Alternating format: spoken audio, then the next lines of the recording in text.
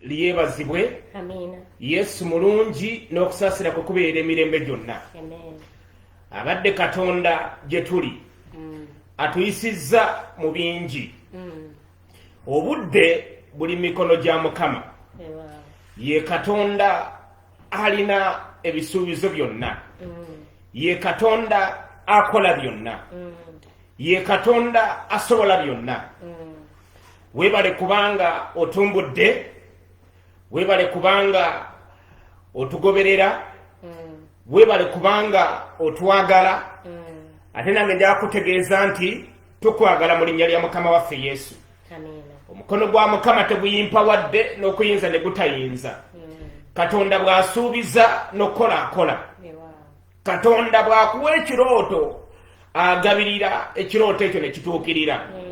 Katonda bw'akuwa okwolesebwa, a godly vision attracts a godly provision. Katonda buli lunaku akola ekipya. Ebya Mukama bibeera bipya buli lunaku. Nkiddamu ebya Mukama bibeera bipya buli kumakya. Buli kumakya Katonda akola ekipya. Era Katonda asanyusiza emitima gyaffe. Katonda atusobozesezza okuba nga tuli balamu olwaleero. Atusobozesezza okuweereza ekigambo kye eri abantu be. Atusobozesezza okugulumiza erinnya lye. Mu linnya lya Mukama waffe Yesu omwana wa Katonda omulamu. Mannya genza omusumba Emmanuel Binaisa wamu ne omusumba Marion Brenda Binaisa okuva ku Righteous of God Mukono. Mwena bali abatuwuliriza era abatulaba tubaagala nnyo era tubaaniriza nnyo mu programu yaffe eno. Olwaleero Katonda waffe agenda kukola ebirungi.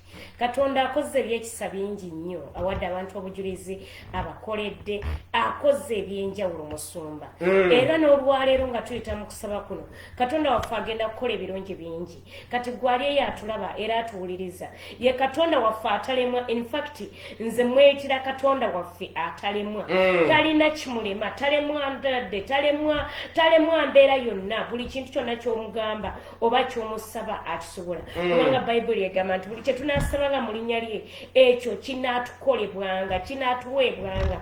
Kati gwagenda okusaba ng'osaba mu linnya lya Yesu tugenda kusaba. Katonda waffe agenda kuwa ekyo ky'osaba, ky'oludde ng'onoonya, ky'oludde ng'omukaabirira. Olwaleero subira ansa, olwaleero subira ekyokuddibwamu. Katonda waffe yalina ansa, ye ansa ya buli kintu kyonna, ye ansa w'obugumba bwo obubadde obukumazeeko ebbanga, ye ansa eriggwe atalina mulimu, ye ansa eriggwe alina ekirwadde, ye ansa eriggwe abadde asumbuwanyizibwa, ye ansa eriggwe atanabafuna bufumbo. Olwaleero ogenda kufuna ekyokuddibwamu, ogenda kufuna ansa yo mu linnya lya Mukama waffe Yesu. Tweyanza musumba Brenda. Amina. Yesu ye ansa. Ky'ekyokuddamu. Naye ekibuuzo kiri nti Yesu bw'abeera ansa. Ekibuuzo kyeki. What is the question? Where there is an answer, there must be a question. You might be having questions in your life. Yinza okuba ng'olina ebibuuzo bingi. Abaana bakubuuza ebibuuzo. Kyala akubuuza ebibuuzo, tuzimba ddi? Tuva ddi muzigo? Tunaakulaakulana ddi? Ebyange nga bigaanye okukola. Omubiri gukubuuza ebibuuzo, mpona ddi? Yesu ye ansa. Bw'ofuna Yesu ofuna ekyokuddamu. Era olw'enzikiriza Katonda tugenda kuwulira ekigambo ate tusabire wamu. Nga tukkiriza Katonda oyo akoledde abalala naawe akolere, oyo ayambye abalala naawe akolere, oyo ayimusizza abalala naawe akuyimuse, oyo awonyezza abalala n'abajja ku ndiri y'okufa naawe akuwonye, oyo awonyezza abalala ebizimba akutte ku nabaana zaabo ezaali tezizaala nazo ne zisobola okuzaala, akutte ku mibiri gyabo egyali ginaatera okufa n'agizaamu obulamu, akutte ku magumba gaabo agaali gagongobala nago n'agazaamu obulamu, akutte ku misiwa gyabo egyali gyafa n'agizaamu obulamu, akutte ku maka gaabo abaali baafa n'abazaamu obulamu, akutte ku baana abaali bawandalinga nga babuze nga batwalibwa enjaga marijuwana n'ebiragalalagala n'abazaamu obulamu, akutte ku mayumba agaali gasatuse Mukama Katonda n'agazaamu obulamu. Ye answer to every question you have ever had. Ye answer to every problem you have ever suffered. Ye answer to every pain you will ever go through. Jesus is the answer. And I want to let you know, my friend, that if you have Jesus, you have the answer to your problem. Kati tugenda musaba Katonda olwaleero, tugenda mukkiriza oyo akoledde abalala, tugenda mukkiriza oyo akoze ebikulu, tugenda mukkiriza oyo asonyiye abalala, tugenda mukkiriza oyo akoledde abalala ne bawa obujulizi, naawe akuwa obujulizi mu linnya lya Yesu, kubanga omukono gwe teguyimpa wadde n'okuyinza ne gutayinza. Bwe guba teguyimpa wadde kitegeeza asobola okuyamba, asobola okuwonya, asobola okusaasira, asobola okuyimusa n'akujja mu nfuufu n'akutuuza n'abalangira. Kitegeeza Katonda waffe asobola okukola buli kimu mu linnya lya Yesu. Pastor Emmanuel Binaisa n'omusumba Brenda be bali mu studio olwaleero. Tugenda kubanga tukuwa enamba zaffe ez'essimu. Bw'oba oyagala tusindikira ku WhatsApp nga tugenda maaso nga tusaba, oba n'otusindikira prayer request ku message, ojja tukubira essimu right after the program, naye tukiriza Katonda nti agenda kukolera mu linnya lya Yesu. Namba zaffe ez'essimu ziri 0775 075 55 05 05 28 oba 0756 oba 075 76 54 31. Particularly waliwo eno 0773 oba 0773 10 10 37 93 osobola tusindikira message oba ku WhatsApp oba n'ogenda ku mutimbagano Facebook page oba ku YouTube n'otusindikira ku message oba n'ogoberera message zaffe zonna zibeerako. Oba osobola ogenda ku Facebook n'otypingamu Lightyears of God International Ministries oba Pastor Brona Marions oba Pastor Binaisa Emmanuel. Weerezaako ekyokusabira, weerezaako oba prayer request yo oba obujulizi. Ate buli ssimu ffe wootukubira essimu ffe ababeera n'essimu zaffe, gwe wookuba essimu suubira assangako ffe abagenda okukwata era ffe abagenda okusabira. Naawe aweereza message era ffe ffennyini ffe bw'ogenda okusangako tugenda kubeera nga tukusabira nga tuteeka ensonga zo mu maaso ga Katonda eri Katonda akola ebikulu mu linnya lya Yesu. Kati wonna w'oli nga tusoma ekigambo kya Katonda, kkiriza nti ekigambo ddagala, kkiriza nti ekigambo bulamu. Yatuma ekigambo kye n'abawonya. God's methodology for healing the sick has never changed. God's methodology for transforming lives has never changed. Akozesa kigambo okulokola ensi, akozesa kigambo okuwonya abalwadde, akozesa kigambo okuyamba abantu, akozesa kigambo okuwonya ebirwadde ebitawonyezeka.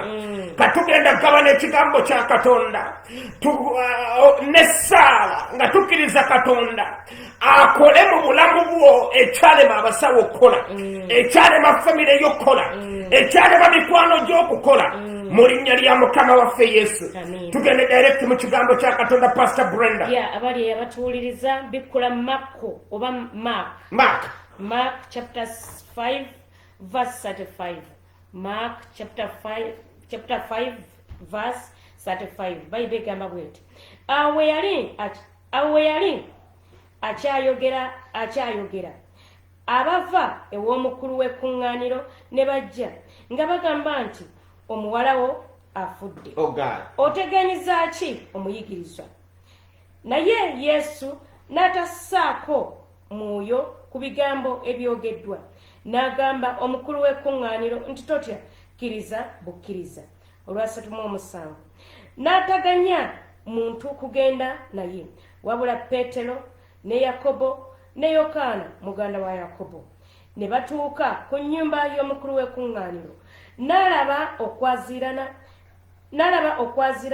n'abakaaba n'abakuba ebiwoobwe ebingi. Awo bwe yayingira n'abagamba nti kiki ekibaaziranya n'ekibakaabya? Omuwala tafudde naye yeebase bwebasi. Olwana ne bamusekerera nnyo. Naye bwe yabafulumya bonna, abamusekerera n'abafulumya bonna, n'atwala kitaawe w'omuwala n'ennyina n'abo abaali naye n'ayingira omuwala mwali olwanamu olumu. Awo n'akwata omukono gw'omuwala n'amugamba nti terissa 10, okutegeezebwa kwakyo nti omuwala nkugamba nti golokoka. Amangu ago omuwala n'agolokoka n'atambula kubanga yali yakamala emyaka 12. Mukama agulumizibwe. Amina. Sumba Brenda. Praise the Lord. Amina. How are you? I'm good. Webale kubanga oweereza Katonda. Ekitiibwa kya Mukama. Tusanyuse nnyo okuba mu studio olwaleero nga tuweereza ekigambo kya Katonda eri abantu ba Katonda. Today, twagala gabanako naawe ekigambo kya Katonda. Wansi w'omutwe ogugamba nti it is not over until God says it is over. Tekinnaba kuggwa paka nga Katonda agambye nti kiwedde. Your marriage is not over until God says it is over. Obulamu bwo tebunnaba kusaanawo okuggyako nga Katonda y'agambye. Omulimo gwo tegunnagwawo mpaka Katonda ng'agamba guweddewo. Essanyu lyo terinaba kuggwawo paka nga Katonda y'agambye. Obuweereza bwo tebunnaba kuggwawo mpaka Katonda ng'agambye nti buweddewo. Okwolesebwako oba ekirooto kyo tekinnaba kuggwawo paka nga Katonda y'agambye. Emirembe gyo teginnaba kuggwawo mpaka Katonda ng'agambye nti giweddewo. Abange obutazaala bwo oba okuzaalako tekunnaba kuggwawo paka nga Katonda y'agambye. Njagala kujjukiza nti Katonda yali ku nkomerero y'obulamu bwo. Katonda yatandika ate yamaliriza. Ate Katonda wagamba nti ye yani ayinza okugamba nti nedda. Ate Katonda bwaggulawo tewali aggalawo. Ate Katonda wakulembera ani ayinza okulemesa. Njagala kukakasa nti Katonda ye beginning and the end.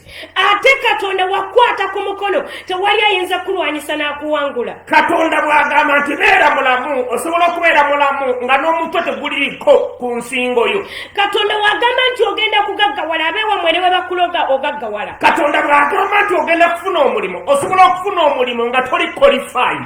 Katonda wagamba nti ogenda kuwangula olutalo ne balutumbira ne lufuuka nga luno olwa coronavirus owangula. Katonda bwagamba togenda kufa ne bakutestinga positive ku COVID-19 Katonda akuwonya n'oddamu n'otambula. Katonda wagamba nti ogenda kufumbirwa ne woomala emyaka 4 ku lujja bamala ne bakuba embaga n'ofumbirwa. Katonda bwagamba nti ogenda kuzimba ennyumba ne bw'oba okoledde emyaka 10 nga tebakusasula bakusasula n'ozimba ennyumba. Katonda wagamba nti ogenda kubeera mulamu abasawo ne bakulandirako positive emirundi mingi obeera mulamu. Katonda bwagamba nti togenda kufa ne bagamba nti olina akawuka ka mukenenya mu musaayi Katonda asobola okuwonya. Katonda wagamba nti oli muwanguzi abantu ne we bakulemesa ne we bakusika ne we bakwogerera emirundi 10 owangula. Katonda bwagamba nti ogenda kufumbirwa kankiddemu ne bw'oba wakazaala abaana 7 mu basajja ab'enjawulo 7 Katonda bwagamba nti ogenda kufumbirwa yitafaayo nsobi ki z'okoze mu bulamu ye kyasinziirako gemaanyi ge n'obusobozi bwe obusobola okukyusa obulamu bwo. Ekikulu si bantu kye boogera, ekikulu si bantu maama wo kyayogera, ekikulu si ssenga wo kyayogera, ekikulu si ekyo kye bakkolimira, ekikulu Katonda kyayogera. Njagala kujjukiza mwana wa nnyabo oba mwana wa ssebo gwampuliriza Katonda yali mitambo gy'obulamu bwo. Katonda yali mitambo gy'emirimu gyo. Katonda yali mitambo gy'amaka go. Kati abalogo abagamba nti amaka gagenda kufa bagenda kwejjusa nga bakulabye buli lunaku nga ebintu byeyongera kukyuka bukyusi. Ekikulu si wajje wava, si wajje watandikira, watandika otya, wazaalibwawa, oli luddawa. Ekikulu kyekyo Katonda kyagenda okukolera. Katonda bwagamba nti tunnafa ne bwe baba bakukutte nga bakuzinze nga bakutwala mu ntaana abaala batulo abala bala bakufa yala batulo. Olwaleero okkiriza bukkiriza Katonda agenda kutuukiriza ekyo kyeyayogera ku bulamu bwo. Katonda bwagamba nti togenda kufa buli muntu yenene bw'aba afunuya n'agamba nti ogenda kufa ekigambo kya Katonda kye kisembayo mwana wa kitange. Katonda bw'agamba nti ogenda kubeera mulamu. Abantu ne bagamba nti gwe oli mufu. Buli omu ng'akubalira ngalo n'akuwa omwezi. Abalala bamanyi tuwa emyaka bojja be baatutonda. Omanyi wali omusiba Brenda abatandika obuweereza. Oli n'agamba ekkanisa ngiwadde omwaka ogu nga tekyali wano. N'emyaka ne giweera 2, 3, 4, 5 ng'ekkanisa ekyagenda mu maaso. Waliwo abantu abakulaba ne bakuwa ennaku ne bagamba gwe togenda kubala omwezi guno nga tofudde. Agambako oyo omusajja gwe wafuna yakafuna abakazi abalala 5 nga bamunobako. Gwe toli mu abo mu 5 abagenda okunoba. Omusajja gwe wafuna munnange oyo omukazi gwe wafuna malaaya. Munnange tasobola kubeera wamu naawe. Katonda bw'agamba nti yes, tewali asobola kugamba nti no. Bayibuli egamba Musumba nti Yairo yali mukulu wa kuŋŋaaniro. Yali mukulu wa kuŋŋaaniro. Naye ng'alina kawalake ne kalwala obulwadde. Obulwadde ne bukaluma. Obulwadde ne bukanyigiriza. Obulwadde ne bukakwata. Yairo n'amanya ani gw'ayinza okugendako. N'agenda eri Yesu n'atuukayo n'amugamba, Mukama wange, muwala wange mulwadde. Tugende omusseeko emikono. Wona amussaako emikono anaawonyezebwa. Yairo yali amanya amaanyi aga Yesu agali mu kussaako mulwadde emikono. Kati kankubuuza ekibuuzo. Bw'obeera mulwadde olagawo. Bw'ebeera okusobedde olagawo. Nga bakuvumye buli omu ng'akoleseewo olagawo. Mu kifo ky'okuddukira ku ssimu dduka ku nnamulondo ya Katonda. Before you run to the phone, first run to the throne. Nga tonnaba kudduka ku ssimu, sooka odduke ku nnamulondo. Ebintu nga bikukutta olagawa. Embeera ng'ekukutta olagawa. Obwana ng'ewaka bulwadde olagawa. Nga tolina kyakulya olagawa. Nga tolina mafuta mu mmotoka olagawa. Nga landiroodi agamba olina okuva mu nnyumba olagawa. Ng'abaana tebalina kyakulya, balina okuddayo ku ssomero naye nga tolinamu yadde 5 mu nsawo olagawa. Bayibuli egamba Yairo n'ategeera yali mukulu wa kuŋŋaaniro. Naye nga Yesu si omu ku bakulembeze ba kuŋŋaaniro. Kakiddemu Yairo yali mukulu wa kuŋŋaaniro naye nga Yesu si omu ku bakulu b'ekkuŋŋaaniro. Ne Yairo bwe yafuna obuzibu yeddukira wa Yesu.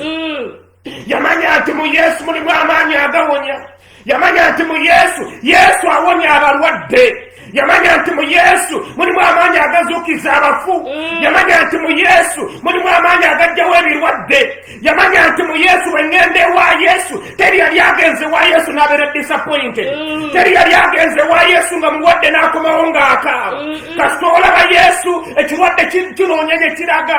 Kati Yairo n'amanya nti we nina okugenda wali wamu wokka, nina okugenda ewa Yesu.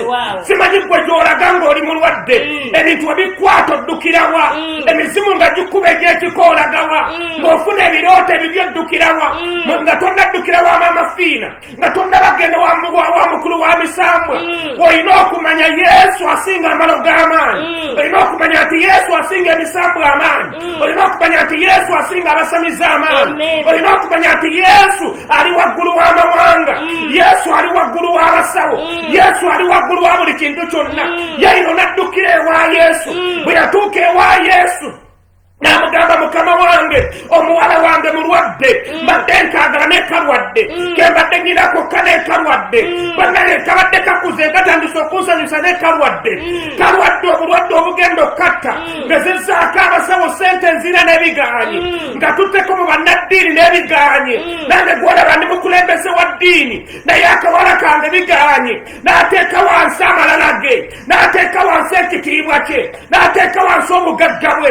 N'agamba nina okunoonya obuyambi. Bassebo ne bannyabo kankubuulire, waliwo akaseera lwe katuuka ng'obugagga tebukyakola, nga ssente tezikyakola, nga connections tezikyakola, ng'ebitabo tebikyakola, nga diguli gy'olina tekyakola, nga influence gy'olina tekyakola, ng'emmotoka z'otambuliramu eza 99 tezikyakola. Olaba waliwo n'olwaleero omusajja gwendi mu kusabira, Honorable Dr. Ruhakana Lugunda, kyasuuliddwa nti driver we bamutestize n'asangibwa ng'ali positive to COVID-19.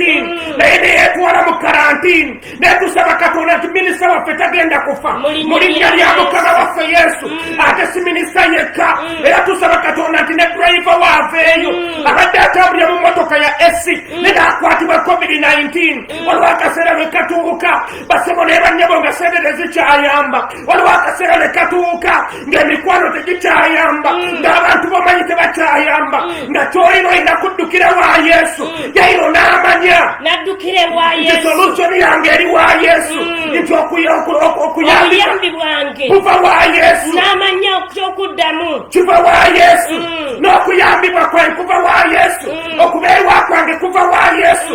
N'amanya nti Yesu yekkubo, Yesu ge mazima ate bwe bulamu. N'amanya bwe ntuuka ewa Yesu kasita penetrate nga nentuuka Yesu wali. N'amanya nti Yesu wanaayogera ekigambo omwana we agenda kuwona. N'amanya amaanyi agali mu kussa ku mwana emikono. Waliwo amaanyi agali mu kussaako emikono. Waliwo amaanyi agali mu kussaako emikono. Bayibuli egamba omusajja ono Yayiro n'amwegayirira n'amugamba tugende, senga muwala wange omussaako emikono omuwala wange agenda kuwona. Abange we bakussaako emikono owonyezebwa, we bakussaako emikono waliwo ekikyuka, we bakussaako emikono ne wekibeera kikoligo kikutuka. Omusajja ne yeegayirira Yesu, jangu nkwegayiridde, jangu nkwegayiridde, muwala wange omusseeko bussa mikono agenda kutereera, muwala wange omusseeko bussa mikono. Kitegeeza Yayiro yali amanya amaanyi agali mu mukono gwa Katonda, yali amanya obuyinza obuli mu mukono gwa Katonda, yali amanya ekisa ekiri nga Yesu akutaddeko omukono nti wakussaako emikono osaasirwa. Yali amanyi nti omusajja ono Yesu wakussaako emikono emizimu, amalogo, amayembe, endwadde, ebisiraani, ebikoligo kasita akussaako emikono n'okufa.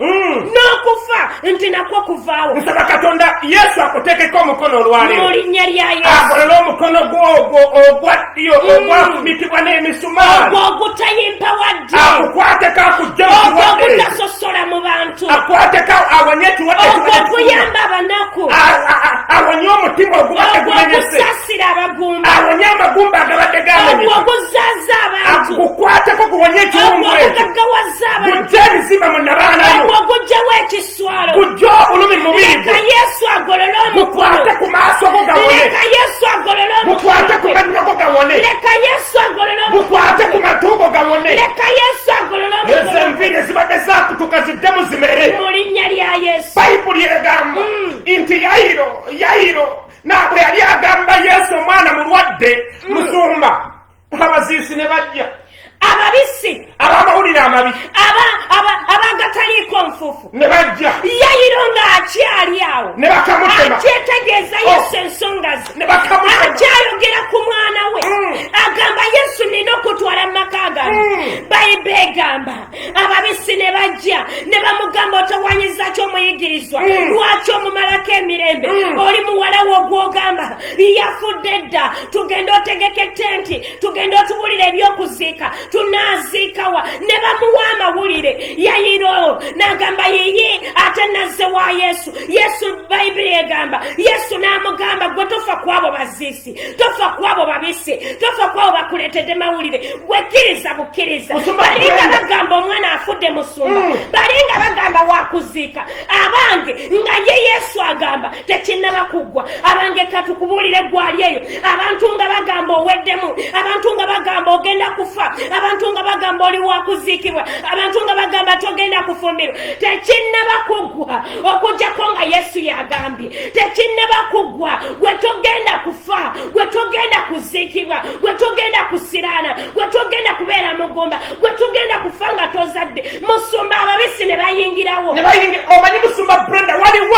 abantu nga ba experts mu kubika, mu kuleeta amawulire amabi, ng'ayinza okuteekako feesi ey'abaziisi, n'ateekako feesi eri siriyasi ennyo. Era tuli wano okugamba buli gguliro lyonna lye baakuleetera nga bbi, buli mawulire gonna oba baagakuwa ku makya, oba baagakuwa ntandikwa ya mwaka guno, oba gaakusangawo nga mabi, ago tugasazaamu otandika okufuna amawulire amalungi okutandika nakati. Do you know, Pastor Brenda, every bad news carrier is an agent of the devil. It doesn't matter who they are. It doesn't matter where they come from. Every bad news carrier is an agent of the devil. Because with God there is no bad news. Katonda talina mawulire mabi. Era n'ekitabo ky'endagaano empya kyonna bw'oba okirikulira we kitandikira kigamba eno y'enjiri ey'amawulire amalungi. Gano ge mawulire amalungi aga Yesu Kristo. Yesu ye agent w'amawulire amalungi. Ababuulisi b'enjiri tubulira amawulire malungi. Nze togenda kunneesibako kuŋŋamba twogere ku bafudde COVID-19. Sigenda boogera. Ngenda kwogera ku bawonya COVID-19. Ngenda kwogera ku abo Katonda bagenda okuwonya. Sigenda kwogera ku abo abafudde. Bayibuli egamba Yesu n'asanga omulwadde w'ebigenge mu Matayo essula ya 8 n'amuwonya. Ate n'atugamba mu ssula ye 10 muwonye abagenge. Bassebo ne bannyabo kambeeko kye nkugamba. Buli aleeta amawulire amabi abaziisi babeera babi. Babeera n'effeesi ez'okuziika. Babeera n'effeesi ez'okungubaga. Ne bajja ne bakamutema. Ogabanyiza ky'omuyigirizwa. Va ku Yesu. Muleke. Akaana kamaze okufa. Jangu tukaziike. Tetulina biseera bya kwonoona. Tulina emirimu egy'okkola. Jangu tuziike omwana. Baamuleetera amawulire amabi. Naye eky'omukisa omulungi yali mu maaso ga Yesu. Bw'obeera mu maaso ga Yesu akyusa ekikolimo n'agufuula omukisa. Baali bamanyi nti eby'omwana ono biwedde. Baali bamanyi nti eby'obulamu ebya future y'omwana biwedde. Bigenze. Baali bamanyi nti kati tekyali ssuubi. Baali bamanyi nti kati omwana wakuziikibwa. Afudde. Abanga abantu nga bakumanyiko ebintu ebibi. Yesu akumanyiko ebintu ebirungi. Abantu nga bakumanyiko amawulire amabi. Yesu akulinako mawulire malungi. Abantu nga bamanyi amaka gaagaana. Yesu akulinako mawulire nti ogenda kufumba. Abantu nga bamanyi nti emirimu gyagaana. Yesu akulinako mawulire gakugaggawala. Bo ne bajja nga bamanyi eby'omwana biwedde. Naye ye Yesu yali amanyi eby'omwana tebinaba kuggwa. Bajja bamanyi nti eby'omwana biwedde byakuwakuziikibwa. Wakuteekayo mu ntaana. Wakuteekako ttaka nga n'essawa bazimenye ez'okuziikirako. Naye ye Yesu ye Katonda waffe yali amanyi nti eby'omwana ono tebinaba kuggwa. Awo we twajja omutwe ng'abalala bagamba biwedde. Abange ewa Yesu tebinaba kuggwa. Abalala nga bagamba wasiraana. Ewa Yesu tonnaba kusiraana. Abalala nga bagamba oli ogenda kufa. Ewa Yesu togenda kufa. Abalala nga bagamba oli wa kisiraani. Ewa Yesu oli wa mukisa. Abalala nga bagamba walemererwa. Ewa Yesu ogenda kweyongerako bweyongezi. Akatambiko tekannaggwayo. Chaptayo tennaba kuggwayo. Akatambiko katandika butandisi. Waawo. Olaatera okuseka nate. Yesu n'awulira amawulire amabi. Bayibuli egamba Yesu n'atagassaako mwoyo. N'agamba teyagamba baziisi. Yesu tafaayo ku baani abagaleesi. Abaziisi teyabanyega. Teyanyega n'abaziisi. Yali talina budde. Teyabatunuulira baali tebagiridde Yesu bali bagiridde Yayiro. N'atunuulira eyamuggiridde. Sifaayo ati bameka abakuwadde amawulire amabi. Yesu afa kukkiriza okuli mu mutima gwo. N'akyukira Yayiro n'amugamba ndi wano naawe totya. Kiriza bukkiriza. Omwana tafudde. Yeebase bwebasi. Abo tebalaba. Era nawe abadde alyeyo nga weeraliikiridde. Otidde tuli wano okugamba nti lekeraawo okutya. Otidde amakaago gafudde. Otidde nti togenda kuzaala. Otidde togenda kufuna mulimu. Otidde nti togenda kufumbirwa. Otidde kubanga olabye ekibaluwa nga bagoba ku mulimu. Otidde nti toligaggawala. Otidde kubanga kapito w'omulidde aweddewo. Otidde nti toligenda mu maaso. Otidde kubanga obwana butudde wansi omanyi kibuuza ku ssomero. Otidde nti kubanga abaana balwadde mu nnyumba. Totya kkiriza bukkiriza. Totya. Abaana bagenda kusoma. Totya. Abaana bagenda kulya. Totya. Ekirwadde kigenda. Totya. Katonda ayingira mu mbeera yo. Totya. Ennyumba ogenda gimaliriza. Totya. Ogenda kufuna omulimu. Totya. Ogenda kulijja eddaala. Totya. Katonda agenda kugabirira. Totya. Totya kkiriza bukkiriza. Ogenda laba ekitiibwa kya Katonda. Wow. Simanyi kikyoyitamu. Yesu n'agamba Yayiro totya. Totya. Nange kyekugamba olwe totya. Musumba Brenda. Katonda nga tannaba kukolera kyamagero. Osooka kuwangula kutya. Katonda tayinza kukola ng'okyali mu kutya. Kubanga okutya tunakukalagana na kukkiriza. tosobola kubeera mu kutya ate nokkiriza Katonda. Abange n'abawali eyo totya nti kubanga bizinesi egenda kufa. Wekkiriza bukkiriza.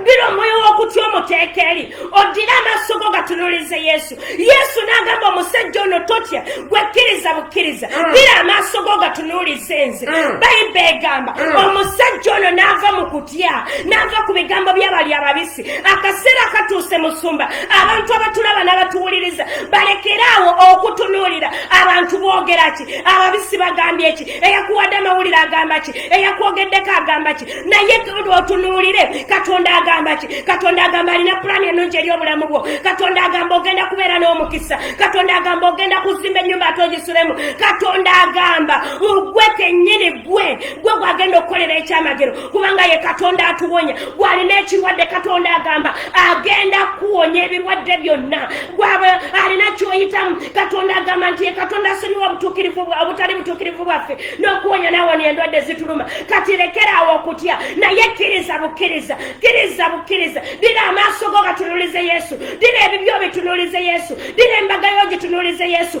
gwe kkiriza bukkiriza. Ne bagenda n'eyayiro musumba Brenda Yesu n'atambula n'eyayiro. Lwaki? Bw'omala okuwangula okutya otandika otambula ne Yesu. Kankaddemu akanyumira. Bw'omala okuwangula okutya Yesu tatambula naawe ng'okyatiitiira. Bw'otandika okutya munangenda kufa COVID atuli bubi bannange tufudde eggwanga liwaddewo Yesu tatambula naawe. Yesu atambula naawe ngo okutya kuvudde mu mutima. Munnange omusajja anesewo n'otandika okutya Yesu tabeera naawe. Kati yayiro bwe yawangula okutya ne batambula ne Yesu. Mbalabanga batambula nga bagenda ne bayingira ennyumba ya Yayiro. Kubamu akafaananyi awo nga bayingira ennyumba ya Yayiro. Bwe baatuukayo baasanga bambi ng'abaziisa abakungubazi baakuŋŋaanye edda bonna nga bakaaba nga bagamba omwana wuuwi nga kitalo nnyo. Bwe baalaba Yayiro ne Yesu ne bajja omusaasira kyova olaba saagala bansaasira. Saagala muntu ansaasira. Bwe mbanga nyina kyempitamu ndagala omuntu ajja n'ambulira okukkiriza ti byonna bisoboka ogenda kuwangula kino ogenda kivaamu baganda bwe baakiyitamu nabo baakivaamu naye Yayiro yasangayo baziisi ne batandika omusaasira nga kitalo. Yesu n'abanga alina obbagobamu. Yesu takolagana n'abakungubazi. Yesu takolagana n'abakungubazi. Kati Bayibuli egamba n'abagamba muve mu nnyumba. Bwe baava mu nnyumba n'asigalamu ne Yayiro ne mukyala wa Yayiro. Omanyi nti musumba abakungubazi babeera banjawulo. Yesu we yabagamba ono omwana tafudde naye yeebase bwebasi ne baseka. Ne bamusekerera Yesu. Yesu azze abagambi ono omwana tafudde naye yeebase bwebasi. Bayibuli egamba ne bamusekerera. Omanyi musumba Brenda nti waliwo n'abantu b'ogamba ekirooto kyo ne baseka. Waliwo abantu b'ogamba nti ogenda kufumbirwa ne baseka. Ne bakutunulira nga bambi emberebere zitandise oggwa ne bakola ki? Ne baseka. Waliwo abantu b'ogamba ku guno omwaka ngenda kuzaala ne baseka. Kubanga obadde mugumba okubala emyaka mingi. Waliwo b'ogamba nze gw'olaba nze sigenda kufa nga tisiguze emmotoka ne bakubanga kule ne bagande bannange abalokole. Enjaga gye banywa ya busigo. Waliwo b'ogamba ogenda kuzimba ennyumba ne baseka. Waliwo b'ogamba munnange abaana bange bagenda kukolera mu Amerika ne baseka. Waliwo b'ogamba ngenda kulinnya ennyonyi ne baseka. Waliwo b'ogamba ngenda kukola bizinesi nga nsuubula bweru nga ndeeta ne baseka. Waliwo b'ogamba Katonda agenda kumpa omukisa ne baseka. Waliwo b'ogamba ngenda kulinnya ennyonyi ne baseka nga bagamba era b'omulokole ono abalokole ekikulu baagwa eddalu enjaga gye banywa nnyingi gw'ataasoma mwagalika olyogerayo olulimi ki. Waliwo b'ogamba ngenda kufumbirwa ne baseka. Waliwo b'ogamba nti nze gw'olaba ngenda kuzimba ennyumba ng'eriko n'ebisenge by'owaggulu ne bakutulira ne bagamba omukyalo ng'oweebuso gayiwe muna ennyumba sente onaazijjawa ne bakola ki ne baseka. Bayibuli egamba ne basekerera Yesu nga beerabidde nga tebamanye nti Yesu bwe bulamu Yesu ge mazima Yesu ye buli kimu bo baali tebamanyi. Abange leka babaseka baseke naye gwe amaaso go gateeke ku Yesu. Leka babakuvuma bakuvume naye gwe sigala ne Yesu. Leka bakongola bakongole naye gwe sigala ne Yesu. Kubanga Yesu yalina ekyokuddamu eri buli mbeera. Yesu yalina anseri ekyo ky'oyagala. Yesu yalina obufumbo bwo. Yesu yalina essanyu lye. We baamala okumusekerera Yesu n'ayingira mu nnyumba n'agamba akawala muwala zukuka vaayo mutulo ndaba Yesu ng'agolola omukono gwe eri bizinesi ye badde efudde ng'agigamba zukuka ndaba Yesu ng'agolola omukono gwe ng'adda ku bulamu bwo ng'agamba amaka agabadde gafudde zukuka ndaba Yesu ng'agolola omukono gwe ng'adda ku nnyumba ebadde yagaana okutambula nga sente zigimaliriza zaabula ng'azigamba zukuka ndaba Yesu ng'akwata ku bwana bwo obadde bwebakira mu kiraasi ng'amugamba zukuka ndaba Yesu nga engalo ye ey'amaanyi ng'ekwata ku mulimo gwo ekwata ku bizinesi yebadde efudde ng'agigamba zukuka ndaba Yesu ng'akwata ku makaago ng'agazuukiza agamaka agabadde gafudde agamaka agabadde tegakyali mu bulamu ndaba ng'agazuukiza ndaba amafuta ga Katonda ndaba Yesu amaanyi agajja Yesu mu ntaana ya Yusufu ow'Elumasaayo gye yali amugulidde n'agimuziikamu kakwegattako olwaleero ndaba Yesu ng'agamba bizinesi yezuukire ndaba Yesu ng'agamba amakaago gazuukire ndaba Yesu ng'agamba abaana bazuukire ndaba Yesu ng'agamba ebintu byebedde byafa bitandike bizuukire ndaba Yesu ng'agamba omubiri gwo ogubadde gulabikanga ogufudde bannange guzuukire mu linnya lya Yesu ndaba amafuta ag'okuzuukira nga gajja Yesu n'agamba muwala kola ki zuukira n'agamba omuwala zuukira akawala akaali keebase akaali kafudde buli muntu ng'amanyi kafudde ne kazuukirira bassebo ne bannyabo Yesu lwaki waza okugamba it is not over until God says it is over it is not over until God says it is over you are not done. Your film is not yet ended. Your show is not yet over until God says it is over. Amakago tegannafa paka Yesu ng'agambye nti gafudde. Tokkiriza bigambo by'abakungubazi, tokkiriza bigambo by'abaziisi, tokkiriza bigambo by'abasaasizi. Yesu nga tannaba kivuunika togambanga nti bakivuunise. Yesu yalina ekigambo ekisembayo. Yesu yalina ensalawo eyenkomeredde. Yesu yalina amaanyi agasembayo. Yesu bw'agamba nti kibeere basebo ne bannyabo kibeera. Kyova olaba twagala kusaba omusumba Brenda nange mu studio twagala kusaba olwaleero twagala kukkiriza Katonda buli ekibadde kyafa buli ekibadde kiri ku standstill mu bulamu bwo Katonda aleeta amaanyi agazuukiza mu linnya lya Yesu. Katonda aleeta amaanyi agazuukiza. Leka amakaago gaddemu obulamu, leka omubiri gwo guddemu obulamu, leka ne sikini yebadde yafa eddemu obulamu, leka na Katonda akuzzeemu obulamu. Minisitule yebadde yafa Katonda agizzeemu obulamu. Waliwo abandaba bampuliriza mwali muloota ebirooto ng'oloota ebirooto nga bituukirira naye something happened somewhere obuweereza ne bufa your prayer life neefa n'oba nga tokyasabanga bwe wasaba naye nsabye Katonda omulamu ozuukire mu kusaba oddemu osabe ekyakumalamu amaanyi. Nsaba Katonda kife mu linnya lya Mukama waffe Yesu. Njagala kusabira olwaleero bwe yali aloota ebirooto ne kati nga tokyaloota tokyalaba na kwolesebwa tokyabuulira njiri nga bwali ogibuulira bw'okwata ku Bayibuli okusoma obanga ndiza akaweke k'otulo ng'otandikirawo okwebaka ng'otandikirawo okubongoota ng'otandikirawo okusumagira. Waliwo amaanyi ga Katonda agakomyawo ekyo sitaani kyali yakubbako. Omanyi Bayibuli egamba omubi tajja wabula okubba okutta n'okuzikiriza.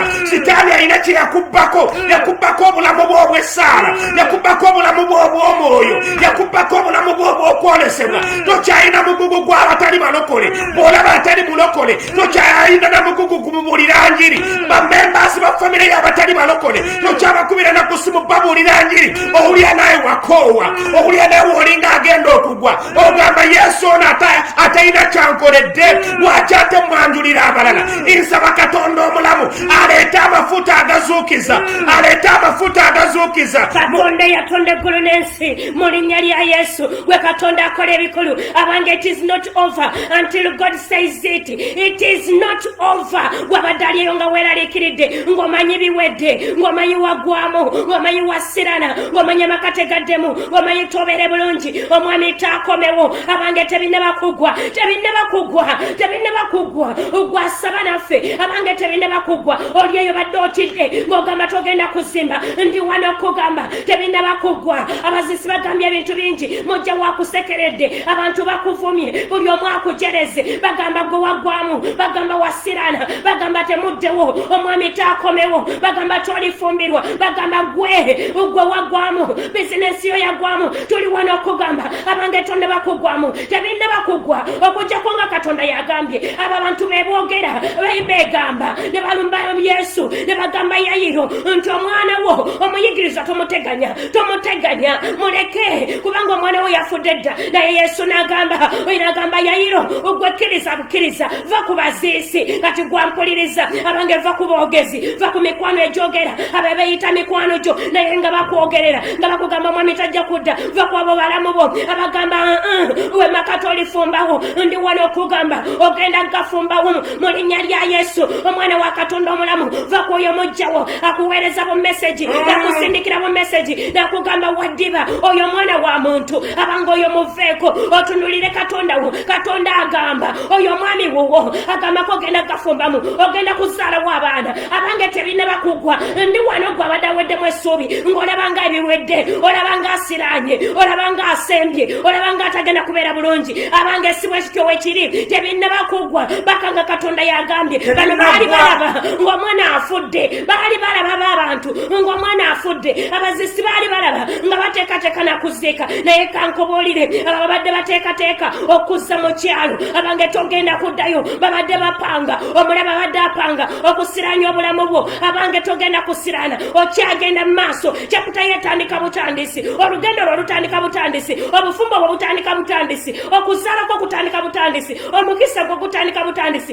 tebinne bakugwa bayibuli eyogera n'egamba Yesu n'agenda mu nnyumba ya Yayiro n'agolola omukono gwe n'agolola omukono eri omwana eyali afudde omwana n'azuukuka eyali afudde omwana n'azuukira abanga olwaleero Yesu agolodde engalo ye agolodde omukono gwe eri bizinensi yo agolodde omukono gwe eri omwami oyo abadde yekyanga agolodde omukono gwe eri amaka gabadde gatabukatabuka omutabadde communication Yesu agolodde omukono gwe eri omwana waalina ekirwadde gwalina omwana alina ekirwadde omukono gwa Katonda omukono gwa Yesu gugwo gugoloddwa gy'oli gwayagala ssente gwayagala enkulaakulana omukono gwa Katonda gugwo gugoloddwa ku mirimu gyo gugoloddwa makaago gugoloddwa ku nkulaakulana yo gugoloddwa ku kirooto ekyo kirooto kibadde kyafa walina ekirooto ng'omwaka gutandika walina ekirooto okuva mu butoogo ng'ogamba wennaakula ngenda kuyamba abantu ngenda labirira bamulekwa ngenda kuyamba batalina ayamba kaakati ekirooto ekyo kibadde kyafa ng'olaba tolina ssente ng'olaba tewali akuyamba abange omukono gwa Katonda gugwo gugoloddwa okuzuukusa ebirooto guzuukiza buli ekyafa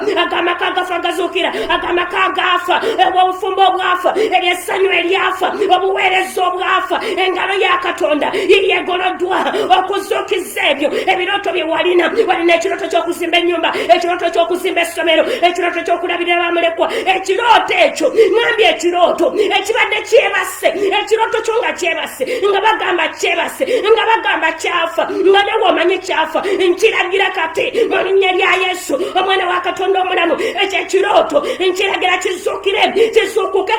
kizuukuke kati mu linnya lya Yesu omwana wa Katonda omulamu kekaseera mukazi gwe kekaseera muvubuka gwe kekaseera mwana gwe abadde n'ekirooto ekyokubeera obulungi abadde n'ekirooto ekyokulinnya ennyonyi abadde n'ekirooto ekyokufuna omulimu abadde n'ekirooto ekyokuzimba ennyumba abadde n'ekirooto ekyokweyongerako oyimirire kati tutandike okusaba kubanga ekirooto kyo kyekyo kizibwamu amaanyi ekirooto kyo kyekyo kizibwa bujja engalo ya Katonda yiyo gwalina ekikuluma gwatawali ekikuluma alina ekikuluma kwatawa wali ekikuluma kwatawali omugongo gwo kwatawali amagulu ago kwatawali omutwe gwo gukuluma waliwo gwensabira ng'obadde n'ekirwadde ekyo nga kya aniya ndagira ekirwadde ekyokubula endwadde ziri mu musaayi nziragira zibule kati ezo ziri mu busomyo eziri mu magumbago eziri mu musaayigo eziri mu misuwago eziri mu magulugo eziri mu mikono gyo ebyo ebirwadde by'okusanyalala ebirwadde by'omutwe ebyo byasimba maaso masogo ebyo bikutte masogo mbiragira bibule kati ebyo birwadde by'omugongo ebya spinal cord ng'owulira spinal cord ekuluma walina omwana atatuula alina omwana atatambula waliwo bensabira kati olina omwana naye ng'omwana wo tatambula ndagira ekyo ekyamukwata ekyo ekyamulemesa okutambula ekyamulemesa okutuula nkiragira kimutte mwana gwe tambula amafuta ga katonda gaago gakoma ku mwana oyo abadde tatambula engalo ya katonda yiyo ekoma ku mwana oyo gwalina abaana abasemba mu kirasi katonda waffe woyo naye abawa amagezi kati gwali eyo ng'oyagala kapito kwata ku lediyo yo gwayagala kapito ayagala kapito oba olina simu ng'otuwuliriza oli ku simu essimu yo gikwate kubanga amafuta gaago agakufunisa kapito gakutomera kati omaze ebbanga ng'onoonya kapito abakusuubiza kapito nabo tebakuwa kati nkusabidde mu linnya lya Yesu katonda waffe woyo agolodde omukono gwe akuwa kapito akujjuza ensiko ng'ofunye kapito amafuta gaago gatwala agofuna kapito gatwala amafuta waliwo abalala mufuna kapito owokola bizinesi ey'edduuka waliwo abalala mufuna kapito oyokola edduuka lya saluuni waliwo abalala mufuna kapito owokola obutunda owokubako byemutunda waliwo abalala kapito woyo twala amafuta ga katonda agakuwesa kapito nsabidde buli muntu yenna abadde n'ekyoyo ky'obwavu nkiragira kikutuke ngambye amalogo ngalagira gakute buli ddogo lyonna buli myoyo gyonna buli ddogo lyonna amaanyi g'eddogo emisambwa ebitambo birukwata binyamingi mbiragira bikute ndagira binyamingi okuta ndagira amalogo okuta eryeddogo ly'omujjawo lyeyasindika ndiragira likute buli ddogo lyonna ndiragira likute omuliro gwa katonda guugwo gwokya buli ddogo omuliro gwa katonda guugwo gwokya buli kisirani ekiza kikulondoola ebisirani byokebwa emizimu gyokebwa emisambwa gyokebwa ebisirani byokebwa mu linnya lya Mukama waffe Yesu omwana wa katonda omulamu ndagira buli dayimooni yonna emizimu egyakuleetako ebisirani ebyokoola byekika amalogo geewammwe ebadde bigamba togenda kukola leero naffe tubigobaganya mu linnya lya Yesu omwana wa katonda omulamu njagala kusabira essaala eno nti buli mulogo kyabadde ateekateeka ngambye buli mulogo kyabadde ateekateeka buli ddogo lye bakusindikira ebikusuza nga teweebase ebyo ebikusiiwa mu mubiri leero tubiragira mu linnya lya Yesu leka biraba amafuta ga katonda leka biraba omuliro gwa katonda ebizimbe ebiri ku nnabaanayo leero tubiragira okuviirako ddala bibule mu linnya lya Yesu omwana wa katonda omulamu ndagira ebyo ebizimba ebiri ku nnabaanayo ngambye ndagira ebyo ebizimba ebiri ku nnabaanayo mu linnya lya Mukama waffe Yesu omwana wa katonda omulamu ndagira buli kizimba ekiri ku nnabaanayo ekigamba tolifuna lubuto nange nkiragira bayibuli egamba masekati gammwe temugenda kuba mu kigumba kyonna naawe togenda kubeera mugumba kyenva nangirira olubuto olwo lusitula abaana mu linnya lya Yesu omwana wa katonda omulamu wali wampuliriza emikono gyo gitandika okusanyalala ebintu bikkuba n'olyanga emikono gisanyaladde leero nange nangirira nti mu linnya lya Yesu egyo emizimu gy'ekika egikulondoola ngiragira mu linnya lya Yesu giraba omuliro gwa katonda nange giraba omuliro gwa katonda kulira amafuta gakwegattako ngamba gwampuliriza waliwo amafuta g'empulira agakwegattako waliwo omuliro gwa katonda ogwokya amalogo ago ge bakusimbira ku mulyango ge bakusimbira mu kakkalabizo lyo ge bakusimbira ku mulimo ge bakusimbira ku mudaala amafuta ga katonda gookya mu linnya lya Yesu omwana wa katonda omulamu leka bakolime ne katonda awa omukisa leka bakolime ayi Mukama naye gwe Mukama tuwa omukisa leka boogere ayi Mukama naye gwe Mukama tuwongereyongereko leka bakolime Mukama leka boogere ebigambo katonda asazaamu enkwe z'abagerengetanya kino kyenkusabira mwana wa katonda buli abadde akulinako enkola embi abadde akwogera ebigambo ebibi katonda amukutere wansi w'ebigere ebyo mu linnya lya Mukama waffe Yesu katonda alina gwawonya ekirwadde juli nkusabidde mu linnya lya Yesu ekyo ekirwadde ekikutawaanya laba omukono gwa katonda gukwatako laba engalo ya katonda ekwatako nsabidde juli mu linnya lya Yesu ekyo ekirwadde kimuveeko golokoka owonyezebwe golokoka obuukebuuke kubanga mpulira amaanyi nambye mpulira amaanyi aga Katonda olwaleero agakuwonya ekirwadde ekyo. Bayibuli egamba yatuma ekigambo kye ne kibawonya, nange ntuma ekigambo nkulagira okuwonyezebwa mu linnya lya Mukama waffe Yesu. Amalogo ge bakusindikira, abafuuyira emmindi ebakufiira emmindi n'obuyitako buli kawungeezi nga bafuuwa emmindi bafuuwa n'omukka nga balamiriza erinnya lyo. Amalogo ge bakutega mu masaŋŋanzira, ge bakuteera mu saaluuni, gye wali okolera enviiri, ago tugasazaamu mu linnya lya Yesu omwana wa Katonda omulamu. Gye bakulogera ne bawandiika erinnya lyo ne balitwala mu ssabo nga buli kaseera baliyita nga bagamba ne bw'oligenda ebweru ojja kudda otusange,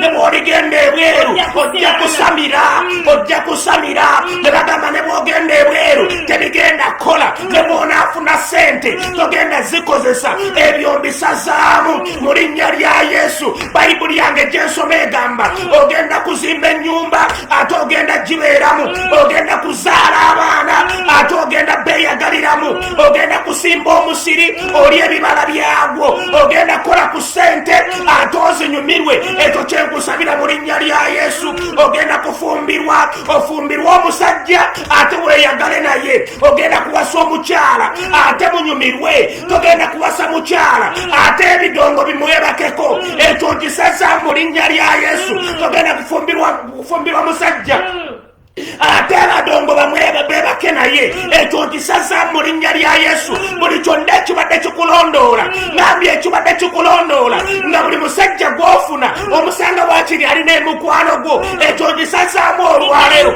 ngambye ekyo nkisasaamu olwaleero. Era nkusabidde Katonda, ngambye nkusabidde Katonda mu linnya lya Mukama waffe Yesu omwana wa Katonda omulamu. Ngambye nkusabidde Katonda, Katonda akola ebikulu, Katonda akola eby'amaanyi, Katonda akola ebyekisa, Katonda akukyalira olwaleero. Waliwo amafuta ga Katonda ngawulira mu studio wano nga tugatta emikono gyaffe n'omusumba Brenda.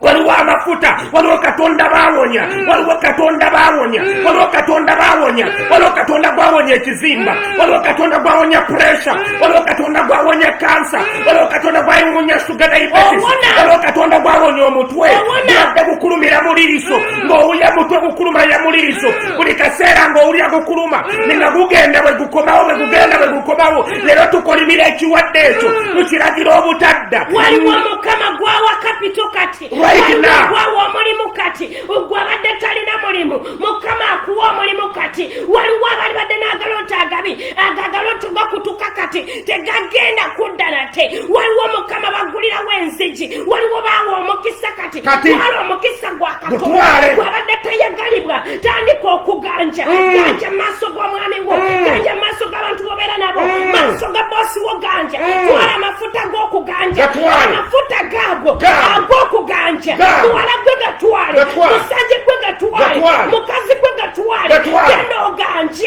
genda oli amawanga. Mukama kakugaziye, Mukama kakugaziye.